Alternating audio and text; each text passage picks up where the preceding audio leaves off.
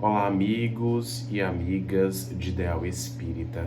Sejam muito bem-vindos a este espaço de divulgação franca e honesta da doutrina espírita. A convite da casa a que saudamos, fomos então estimulados a entretecermos algumas considerações acerca do tema Jesus e a atualidade. Tema esse inspirado na obra de mesmo nome, da série psicológica de Joana de Ângeles, através da psicografia de Divaldo Pereira Franco. Mas antes, vamos orar. Amigo e Mestre Jesus, companheiro incondicional de nossas vidas, agradecemos a Tua luz peregrina e o concurso da Tua misericórdia, que sempre estão a nos amparar, principalmente nos momentos clímax de nossa existência. Desejamos, portanto, Senhor, de alguma sorte, honrar o concurso de melhoramento a que fomos convidados todos nós, mergulhados mais uma vez, que estamos na carne.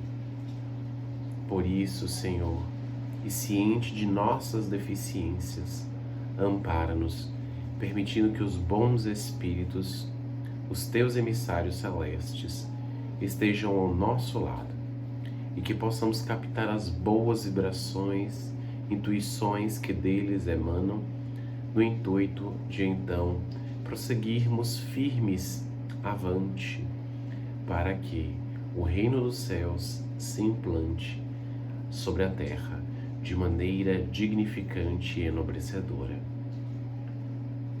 Sê, pois, conosco, Jesus, protege-nos, impulsiona-nos ao bem hoje, agora e por todo sempre. Que assim seja. Dito isso, que o Senhor seja conosco, clarifique as nossas consciências e que seu amor seja abundante em nossos corações hoje e sempre. Como dissemos, o tema sugerido para este encontro é Jesus e a atualidade. Vivemos, por certo, tempos muito difíceis, marcados por circunstâncias que de alguma sorte desafiam os mais modernos e experientes especialistas das diversas áreas do conhecimento, desde aquelas que tangenciam as ciências sociais, atingindo as ciências exatas, o campo das artes e tantas outras que são conquistas progressistas do conhecimento humano. É fato que, analisando o contexto da própria história, da antropologia e também da biologia, podemos constatar que somos todos os animais mais aperfeiçoados em a natureza. Isso porque temos a capacidade de, através de nossa cognição, de nosso raciocínio, modificar o ambiente em que nos encontramos, adaptando de acordo com as nossas necessidades. Daí o fato de antigas áreas desérticas em Israel, por exemplo, tornarem-se pomares frutíferos de laranjas. Dos processos já conhecidos de dessalinização, que tornam a água do mar salgada em água doce, potável. E tantos outros mecanismos que atestam a nossa condição de evolução, pelo menos no que se refere à técnica e à ciência. Estas capacidades em torno da adaptação do ser humano aos diversos habitats, aos diversos ambientes, faz com que ele se projete no topo da cadeia alimentar. Somos, portanto, os animais mais avançados e aperfeiçoados na escala zoológica, que é um ramo da biologia responsável pelo estudo dos animais.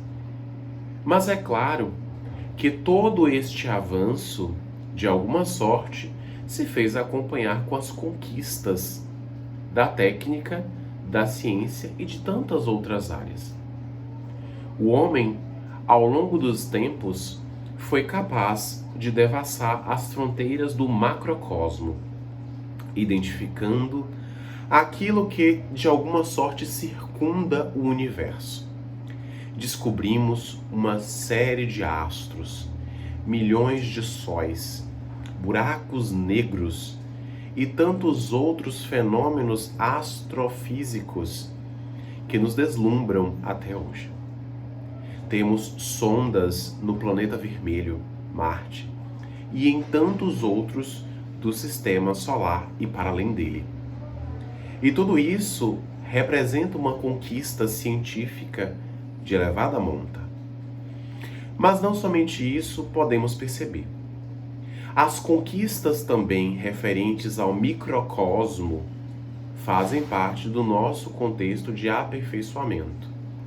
Porque, de alguma sorte, devassando as fronteiras dos micro-organismos, percebemos a importância dos soros e das vacinas, responsáveis por debelar muitas enfermidades que antes dizimaram grandes porções do globo, a exemplo da peste negra, da peste bubônica, da gripe espanhola e de tantas outras moléstias que afligiram a humanidade em séculos anteriores.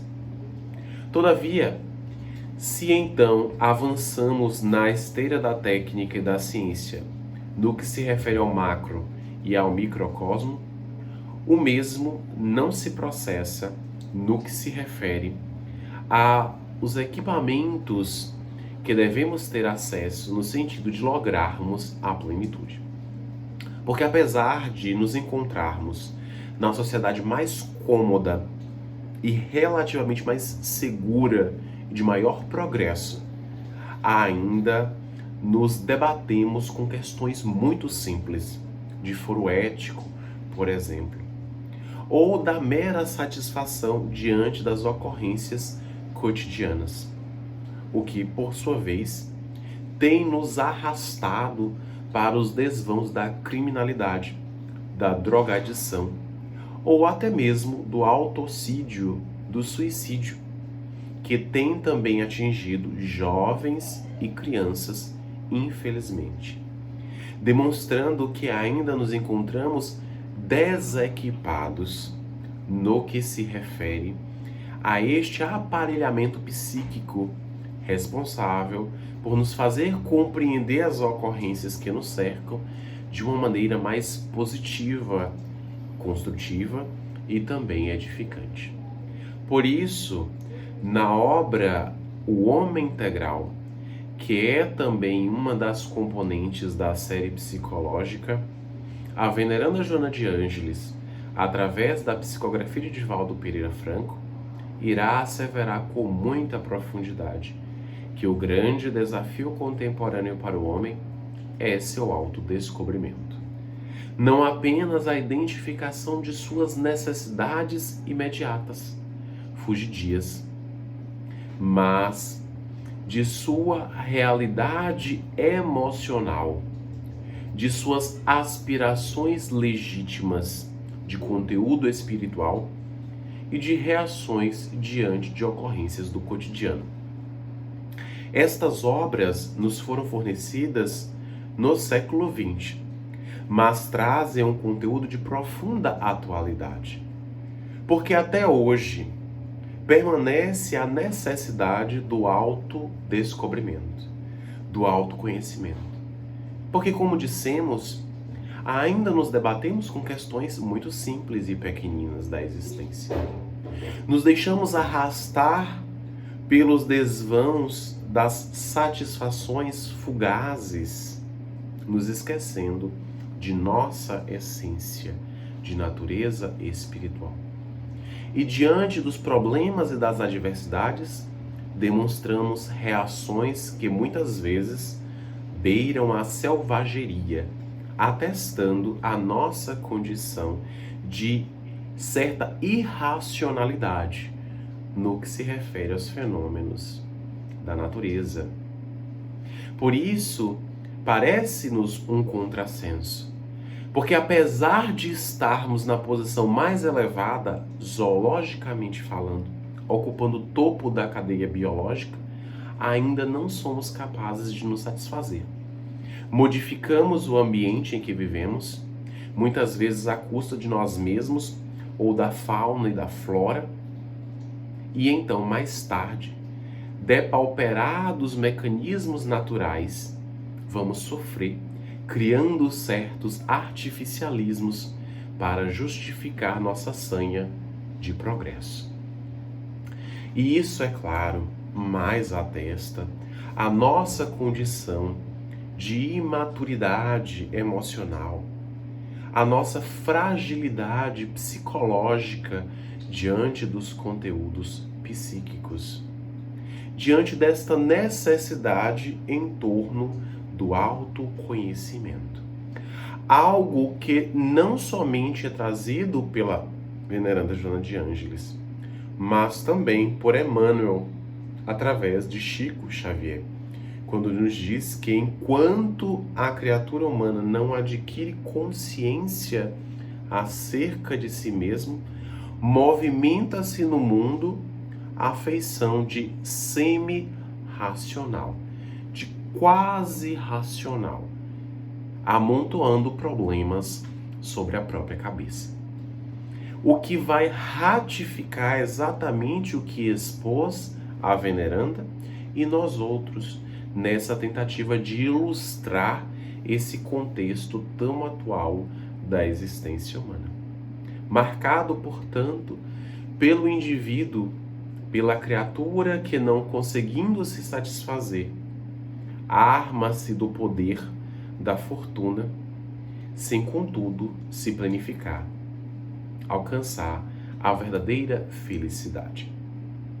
Em uma análise acerca do século XXI, o pensador e também filósofo francês Charles Melman irá, com muita categoria, afirmar que estamos diante de uma era do gozo, marcada, portanto, por uma necessidade muito célere e imediatista de alcançarmos a satisfação, mesmo que a custo de pesadas consequências.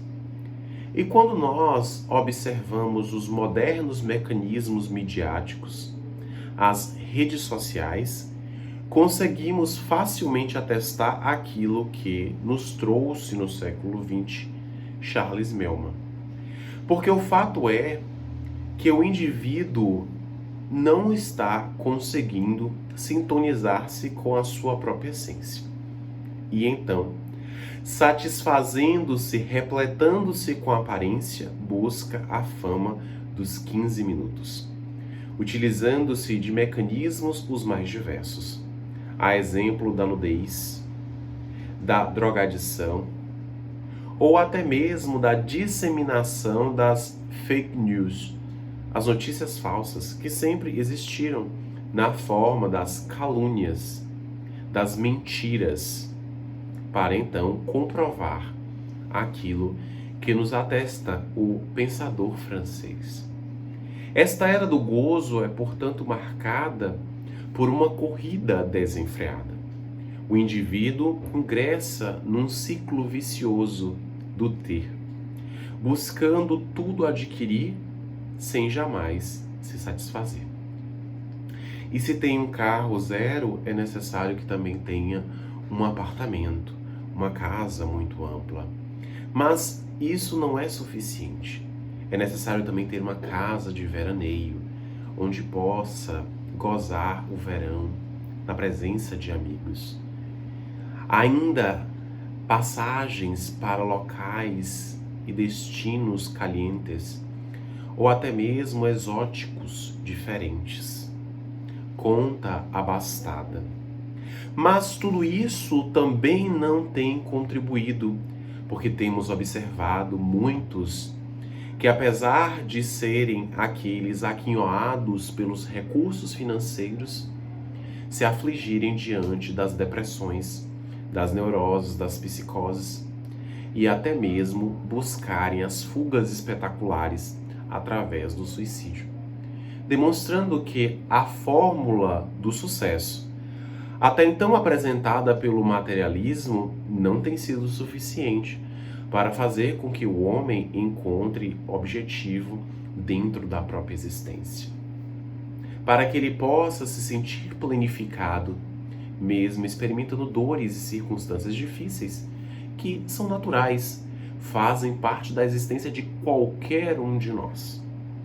Por isso, é necessário que nós busquemos algum sentido para as nossas existências.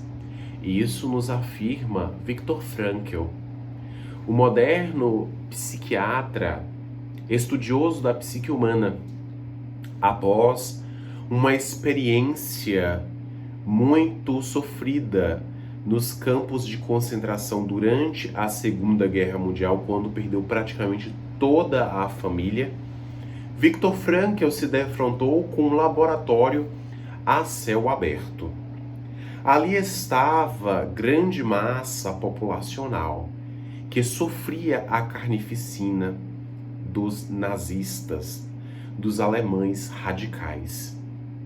E então, diante daquele contexto, Frankl começa a analisar os colegas de campo, entendendo que nem todos se lançavam às cercas elétricas para tentar abreviar os próprios sofrimentos, suicidando-se. E isso, é claro, despertou a sua atenção e os indagou acerca desse objetivo, daquilo que então impedia que eles se suicidassem. Alguns diziam que, na verdade, parentes conseguiram escapar e por eles desejavam sobreviver. Outros que guardavam uma fé, uma crença em Alá, em Deus, em Javé, numa força superior ou em alguma crença que de alguma sorte os motivava a manter-se perseverantes, resilientes, dando um testemunho de fé. E outros ainda, que aquele seria um exemplo histórico sobre o que não se deve repetir. Deveriam ser um legado vivo para as modernas gerações.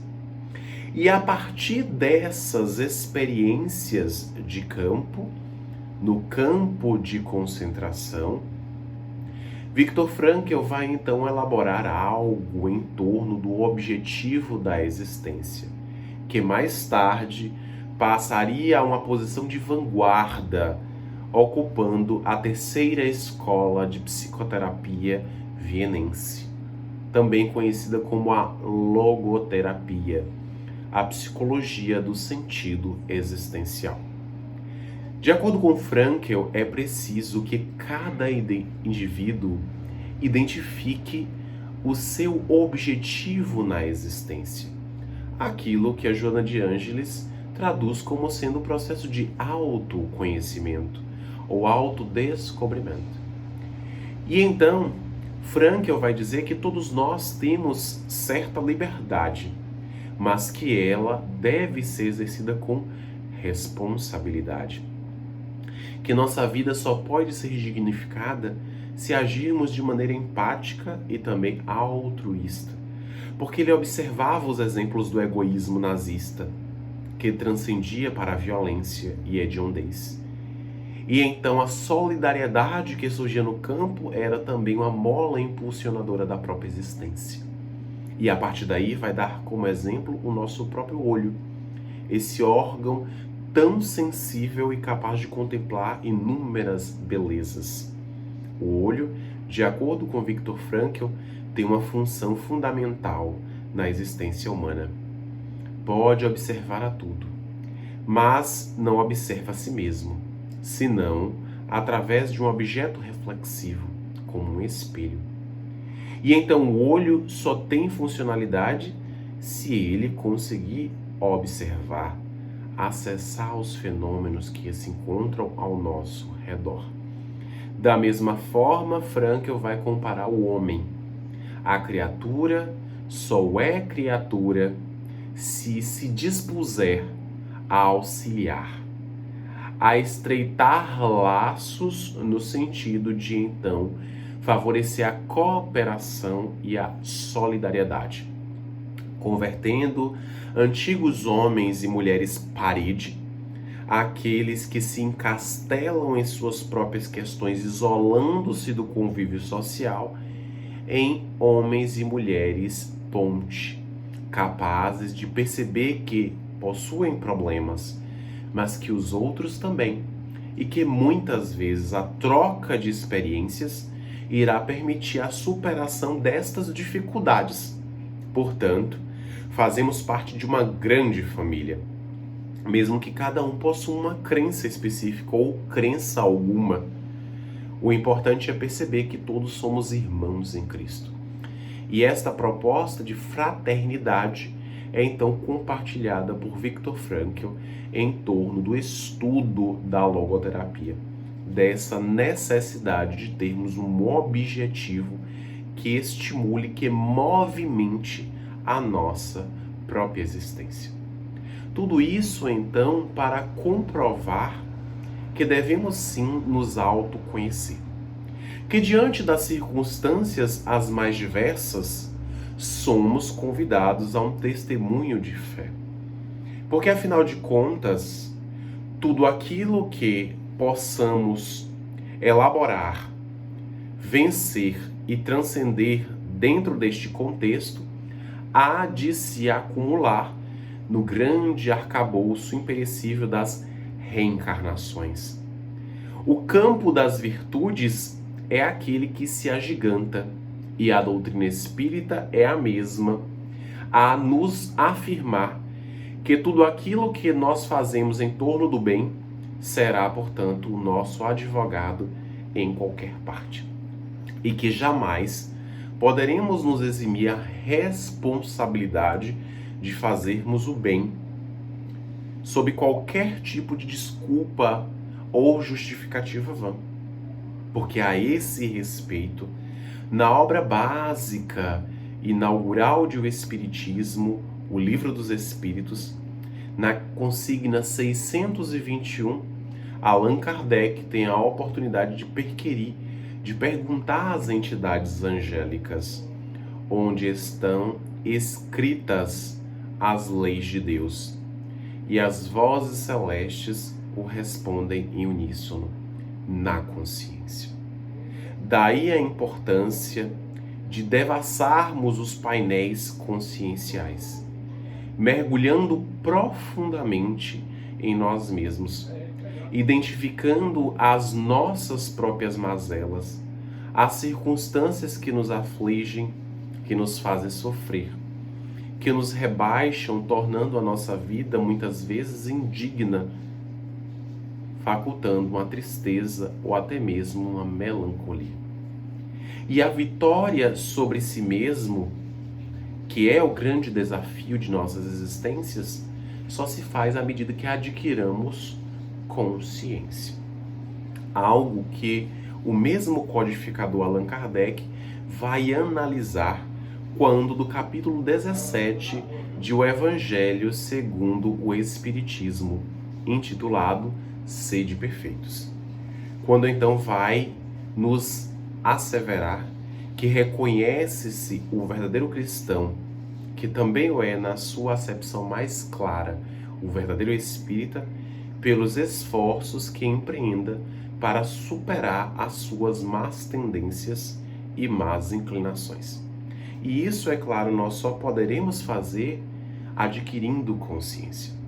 Quando nós padecemos de alguns sintomas desagradáveis ou temos algum tipo de moléstia, procuramos um especialista para que seja feito um diagnóstico e, a partir daí, um tratamento que possa sanar, restabelecendo saúde aos nossos organismos.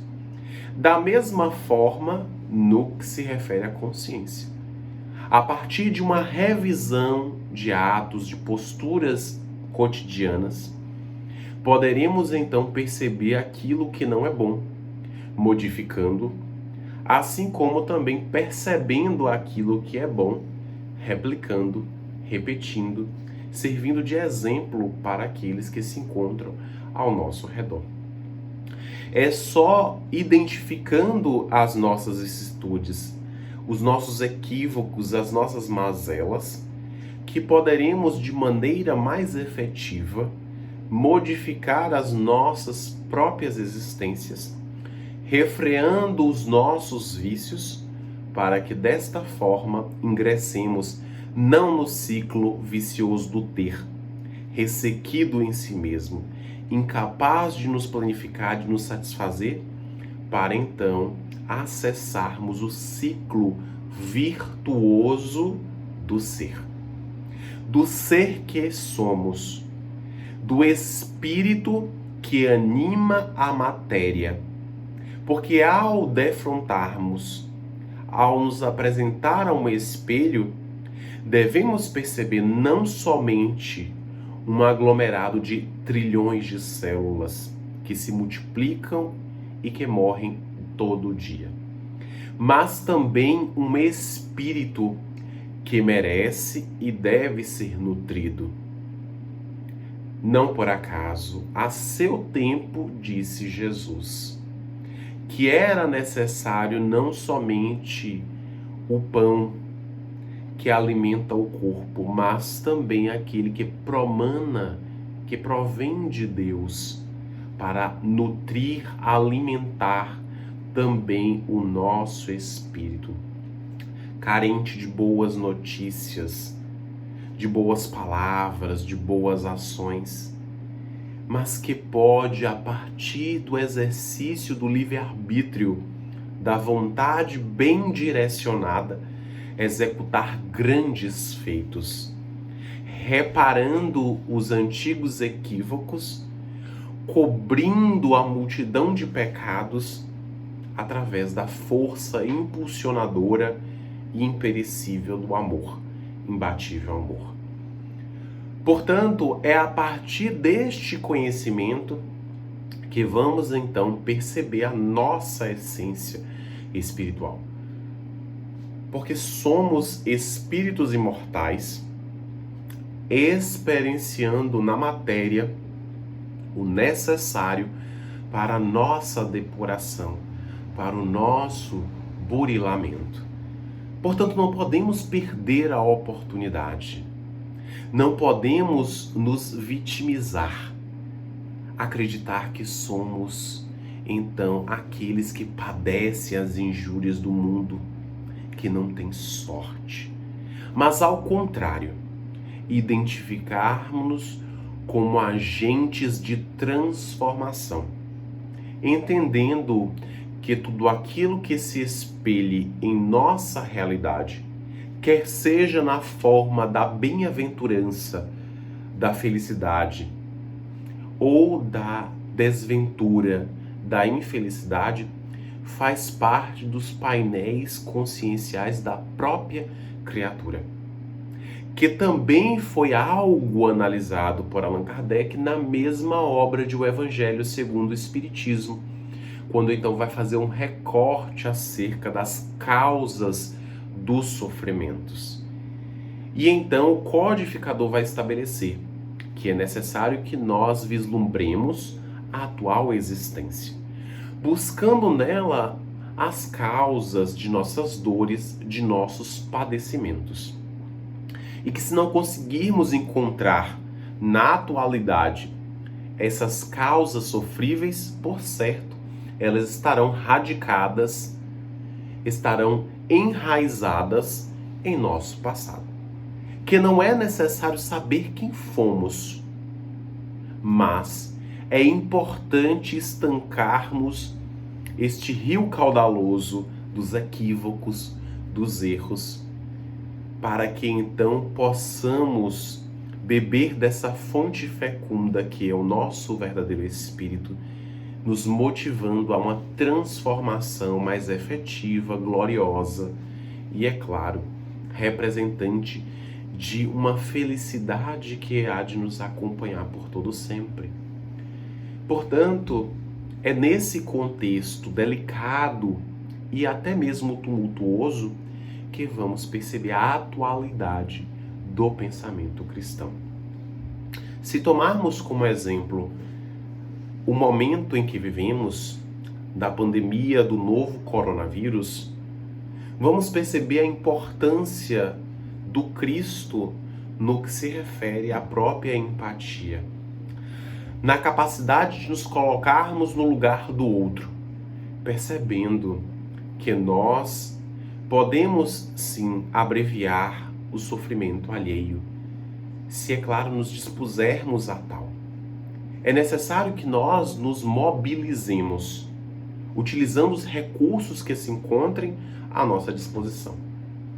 A própria divulgação da doutrina, da boa nova do Evangelho, que sofreu também transformações. Se antes nós nos reuníamos nas casas espíritas, agora nós poderemos então nos vincular através dos fios invisíveis, das ondas eletromagnéticas, dos aparelhos móveis. E isso, é claro, não vai nos impedir de ter acesso a uma palavra consoladora e ao mesmo tempo estimulante.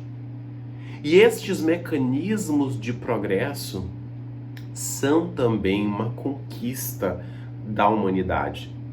Representam também a utilização dos recursos que a divindade coloca à nossa disposição para que possamos promover o bem.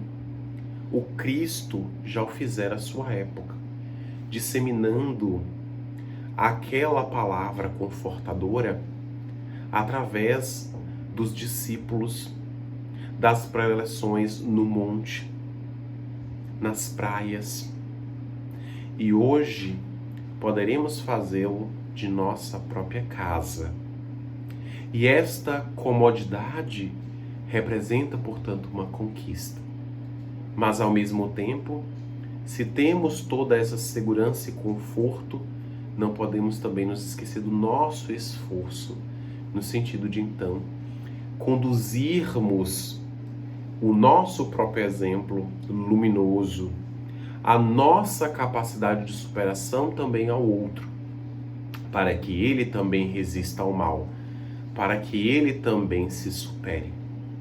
Neste mês marcado por ser o mês da prevenção, da campanha em prol da vida e, portanto, do combate ao suicídio, nos lembramos da importância de experienciarmos a vida em sua plenitude, entendendo que ela representa, portanto, um patrimônio que não pode ser derrogado de qualquer sorte. Que vivemos no mundo, mas não pertencemos ao mundo, como nos disse Jesus. Que aqui estamos para nos melhorarmos, mas que nada nos entorpeça a visão espiritual acerca do nosso objetivo principal, que é o de nos melhorarmos. Poderíamos indagar, que a divindade investiria milhões de anos, bilhões de anos, no contexto da criação do planeta. Milhões de anos preparando um clima favorável. Milhares de anos, quando nos referimos ao surgimento do homem, para que nós reencarnássemos no momento atual, somente para sermos mais ricos do que o nosso vizinho, para ostentarmos no churrasco da família, para mostrarmos que temos um carro do ano ou uma casa de veraneio. Será que esses são os objetivos de estarmos reencarnados mais uma vez no palco terrestre? Ou será que, apesar destas facilidades a que podemos ter acesso, ou das dificuldades que nos acolhem, devemos então transcender a visão, percebendo a grandiosidade de Deus em toda parte, sendo gratos pelo fato de termos vida e vida em abundância. Porque quando nós nos mobilizamos em torno da causa verdadeira, percebemos que a nossa vida ganha sentido. Buscai o reino de Deus e sua justiça, e tudo mais vos será acrescentado. Para nos garantir que, por vezes, aquilo que nós acreditamos como fator primordial de nossa felicidade não passa de algo que mais tarde há de se desdobrar em infelicidade, em tristeza, em melancolia. Que é necessário também dobrar-se, entendendo a vontade do Pai, que compreende o necessário para cada um de nós, que sabe o que é importante para a nossa jornada individual, porque tem conhecimento de todo o seu rebanho, porque sabe de todas as suas ovelhas, e não cai sequer uma folha da árvore sem que seja ou sem que tenha o consentimento da divindade. Portanto, é nesse sentido que desejamos tratar e entretecer considerações, para que percebamos a atualidade do pensamento de Jesus, do Cristo que já foi muito questionado, apesar de seu ser mais biografado da história, não cabendo inclusive nela, porque quando nós compulsamos muitos livros, muitos volumes de história, não observamos a figura de Jesus, que a dividiu em antes e depois dele, antes de Cristo e depois de Cristo. Desse Cristo que foi questionado no que se refere aos milagres, que inclusive são analisados por Allan Kardec de maneira muito minuciosa em uma obra pouquíssimo estudada por nós, a Gênese, mas que ainda embaraça os especialistas, porque eles mesmos são unânimes, são categóricos em dizer que um ser com tamanha envergadura moral não poderia ser criado pela mente humana corrompida em si mesmo. Portanto, para além das discussões das querelas em torno da existência ou não da figura de Jesus, da existência ou não dos seus milagres, dos feitos, todos nós podemos nos prender às lições morais que podemos extrair do Evangelho, do Novo Testamento, representando aquilo que é necessário para que nós nos aperfeiçoemos, nos melhoremos a cada dia. E desta forma é que iremos estancar este rio caudaloso dos equívocos, drenando pacientemente a água da vida para que ela se converta em mecanismo funcional em nossas existências. É desta forma que iremos compreender a atualidade dos ensinos de Jesus, porque são nesses instantes, sobretudo muito difíceis, que poderemos dar a prova necessária de nossa fé, da fé que não vacila, que não é uma crença, que agora pode ser experimentada e em outro momento descartada, mas sim da ciência do Cristo, da atuação do Pai, que também é mãe em nossas vidas, jamais nos deixando ao desamparo, mesmo que nos encontremos aparentemente sós. Sempre haverá algum espírito a nos assistir. E é claro, a envergadura moral deste espírito depende, é claro, de cada um de nós. Porque, como disse o apóstolo da gentilidade Paulo de Tarso, estamos cercados por uma nuvem de testemunhas. E se é claro, não pensamos o bem, não falamos do bem, não executamos o bem, poderíamos então predizer que aqueles que nos assistem então são os espíritos mais frívolos, inferiores, aqueles que se atêm aos desejos fugazes, fugidios. Portanto, nesses dias difíceis, desejamos recordar da figura peregrina de Jesus que ainda hoje deseja renascer no altar de nossos corações, irradiando a luz imperecível de que é portador, para esbatermos, enfraquecermos a sombra coletiva, representada na ignorância, na violência, no desrespeito, no desamor, que ainda compõe a pauta de nossas existências, porque ainda estamos desequipados emocional e psicologicamente falando. E, portanto, é necessário refletirmos sobre as Sagradas Escrituras para então extrairmos das lições evangélicas o necessário em torno do nosso autoaperfeiçoamento, do nosso burilamento espiritual.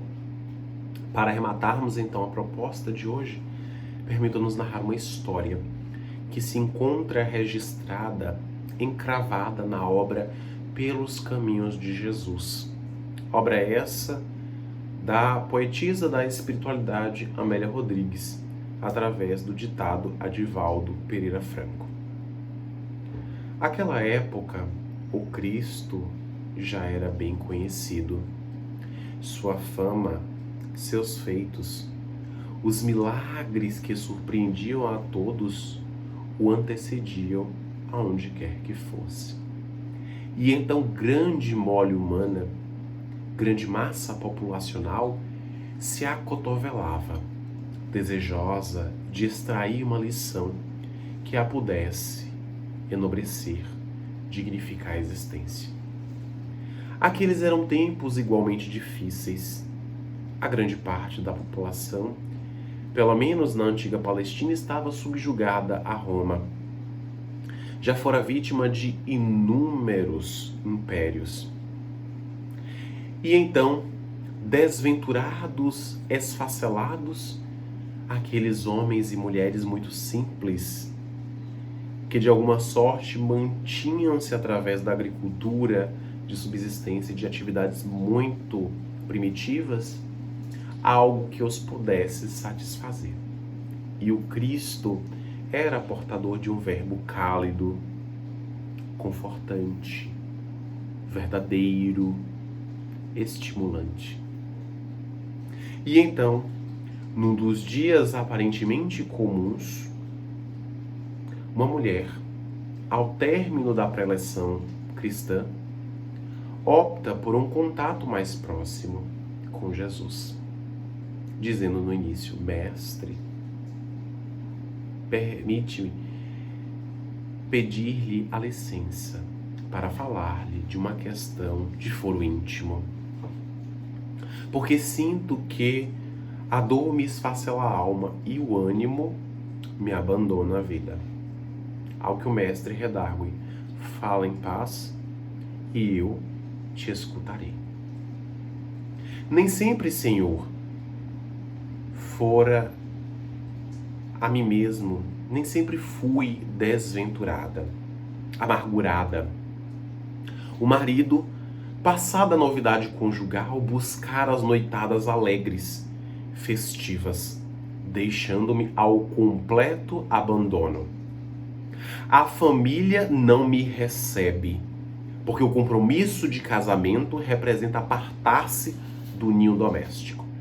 E os amigos refugam a minha presença porque acreditam que eu sou portadora da desgraça e queria infelicitar os seus lares. E então, diante dessas circunstâncias, Senhor, que fazer? E o mestre, então, penetrando profundamente o cerne daquela criatura e entendendo a sinceridade de suas palavras, diz-lhe que todo aquele que sofre adquire credenciais morais para reabilitar-se diante da economia cósmica, da economia divina. que somente é solitário aquele que não é solidário. Que ela poderia dedicar-se aos filhos do Calvário, aos desventurados, àqueles que também não tinham família, convertendo-se em um grande fulcro de amor vivo, espalhando-o por toda parte. Mas a mulher, de alguma sorte compreendendo Cristo e tendo a mente a fervilhar em torno de outras questões, continua então a perguntar: mas mestre, por vezes percebo a aproximação de supostos amigos. E então, passada a novidade ou o contato inicial, apresentam eles as segundas intenções, através da tentação. São uma espécie de lobos vorazes à espreita da vítima.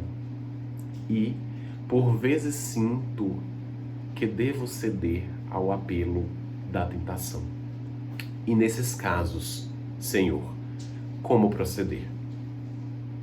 E Jesus, observando aquela mulher dorida na lida cotidiana, diz de maneira muito serena que jamais permitisse que o combustível da ilusão caísse ou encontrasse a fagulha em torno da frivolidade, da fantasia, porque daí emergiria um incêndio de largas proporções. Que as paixões devem ser encaradas de maneira muito lúcida, porque representam por vezes desejos selvagens em torno de um gozo fugaz, trazendo posteriormente mágoas e remorsos.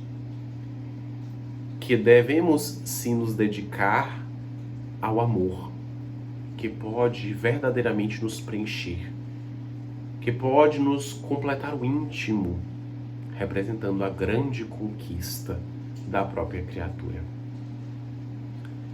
E mais claras eram as explicações de Jesus, e mais claramente então a mulher o compreendia. Mas desejava sanar uma última questão. Ainda me recordo do antigo consorte do meu marido, e me vem um sentimento de mágoa e também de ira. Então, Senhor, neste caso, como agir? E o mestre, a contemplar o zimbório celeste, a abóboda estelar, chama ao embevecimento diante da natureza em festa. E quem quer que observe o fiapo da lua que estava minguante, poderia dizer que ela está moribunda, doente. Mas na próxima quadra, na próxima semana, ela irá banhar sua luz argêntea em outra porção do globo, alegrando e guiando os viajores. Portanto, as ocorrências que a vida por vezes nos apresente na forma da dor e do sofrimento não são para nos tornarmos ressequidos, irados ou magoados, mas para então despertar a beleza que é em nós, a semelhança de uma pedra, de uma gema preciosa que sofre os golpes do ourives, do joalheiro, para então adquirir beleza e alto valor no mercado. Portanto, devemos guiar a nossa existência em torno das virtudes do Pai, da paz, da concórdia e do amor. E desta forma, iremos alcançar a plenitude. E daquele diálogo a mulher sairá completamente transformada. E quem quer que a observasse mais tarde, seguindo as suas pegadas, poderia dizer que por ali passara um anjo da fé. Assim como esta mulher, podemos nós, na atualidade, absorver os exemplos do Cristo, transmudando os nossos contextos, para que desta forma consigamos alcançar a verdadeira plenitude. Vamos orar. Senhor Jesus, agradecemos o concurso generoso da Tua presença em nossas vidas, dos Teus emissários, e desta forma elevamos as preces a Deus em agradecimento, permitindo que conservemos a paz e o amor em nossos corações, para que a mudança espiritual se efetive em nossas vidas. Em nome de Deus e em nome de Jesus, encerramos a nossa preleção com votos de paz para todos que nos assistem. Que assim seja. Deus seja com todos, um dia de muita paz para todos nós.